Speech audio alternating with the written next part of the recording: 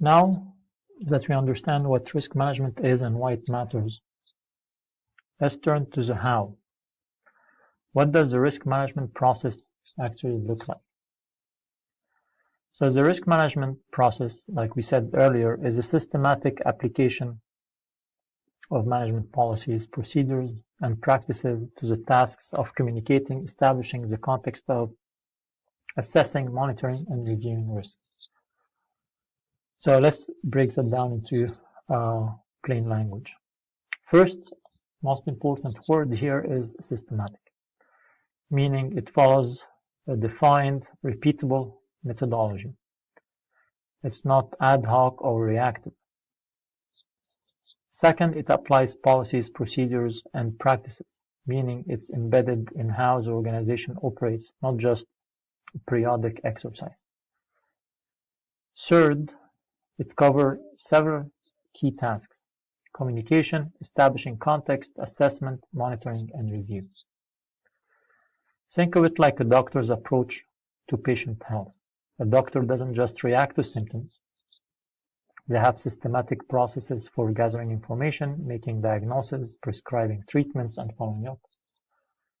They communicate with the patient, understand their context and history, assess their current condition, and monitor their progress over time.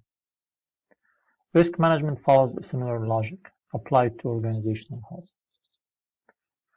The key insight is that this is not a one-time activity. Risk management is continuous. The environment changes, new risks come up, existing risks disappear, and our understanding improves. The process must be ongoing to remain effective.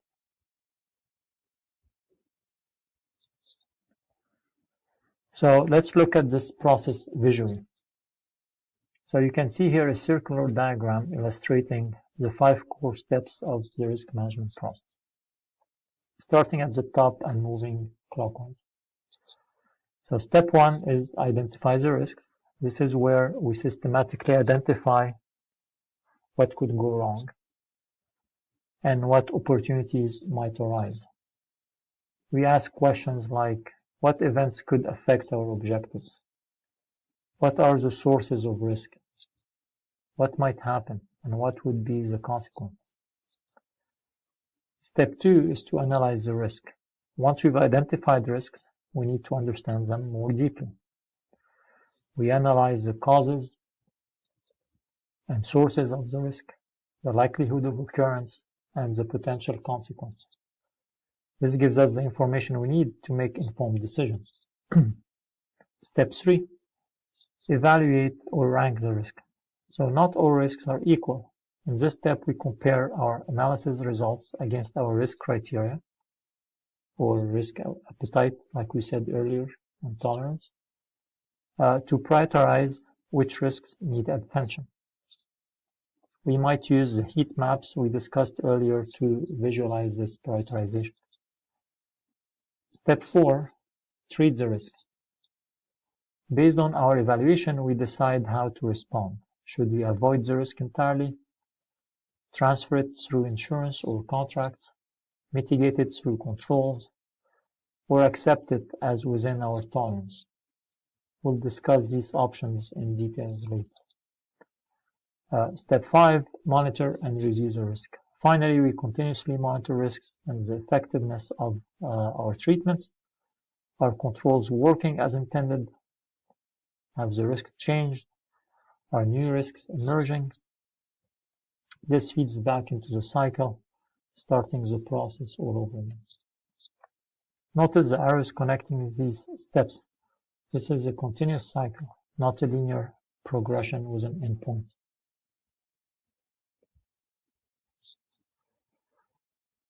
So let's discuss now each step in detail. First, establishing the scope, context, and criteria policy. Before we can identify and assess risks, we need to define the boundaries of our analysis. What are we assessing? A project, a business unit, the entire enterprise? We also need to understand the context. Internal factors like organizational structure and culture, and external factors like regulatory environment and market conditions. And we need to establish criteria how we will measure and evaluate risks. Second is risk assessment. This includes 3 sub-steps. So risk identification, where we find and describe the risk. Risk analysis, where we understand the nature and level of risk. And risk evaluation, where we compare results against criteria to determine priority. Third is risk treatment. We have 4 main options for treating risk. We can avoid the risk by not engaging in the activities that creates it. We can transfer the risk to another party through insurance, contracts, or partnerships. We can mitigate the risk by implementing controls that reduce the likelihood or impact. Or we can accept the risk if it falls within our tolerance. Fourth, communication and consultation. So throughout the process, we must communicate with stakeholders and consult with experts. Risk management is not a solo activity. It requires input and buy-in from across the organization. Fifth, monitoring and review. We continuously track risks and the effectiveness of our treatments, making adjustments as circumstances change. And 6, recording and reporting. So we have to document our analysis, decisions, and actions and report appropriately to stakeholders at all levels.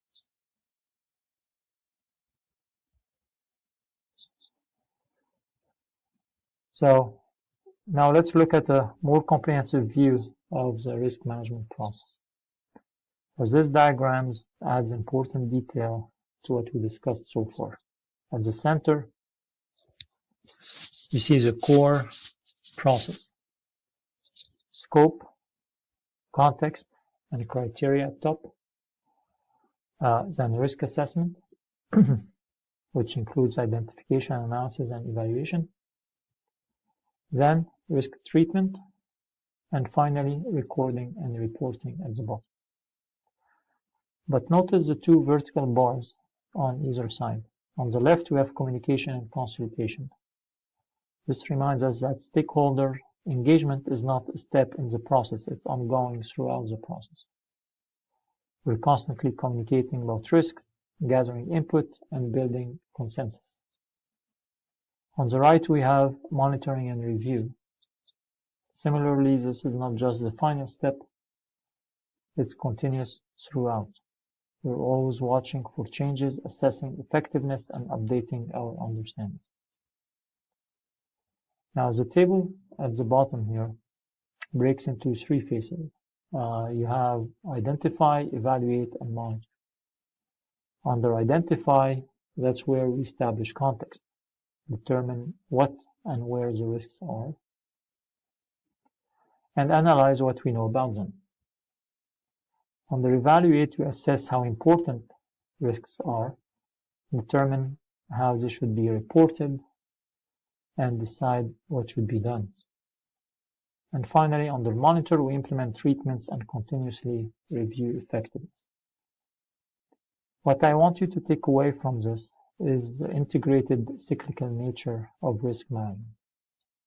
It's not a project with a beginning and an end. It's an ongoing process that's woven into how the organization operates.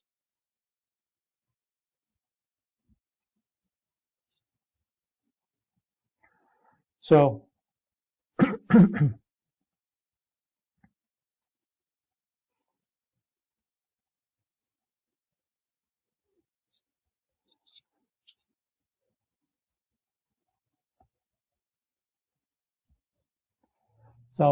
in this slide, you see a flowchart representation of the risk management process we just detailed. So this visualization emphasizes the sequential and iterative nature of how we move through each stage. So starting at the top, we begin by establishing context. This is where we define the parameters of our risk assessment, what we're analyzing, what our objectives are, and what criteria we'll use to evaluate risks. So without clear context and scope, our entire analysis can get lost. Next, we move to identification of risk.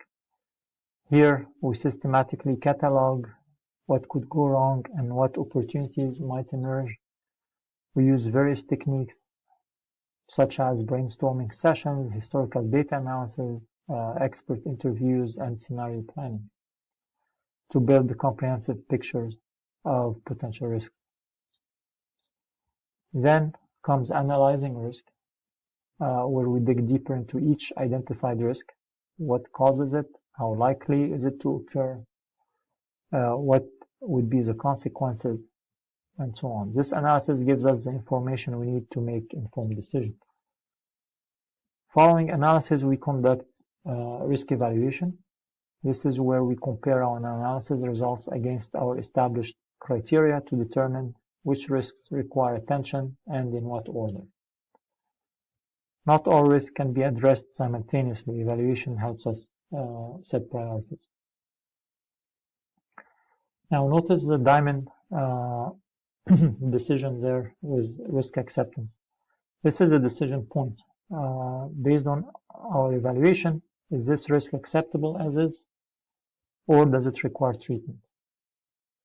If acceptable, we continue monitoring.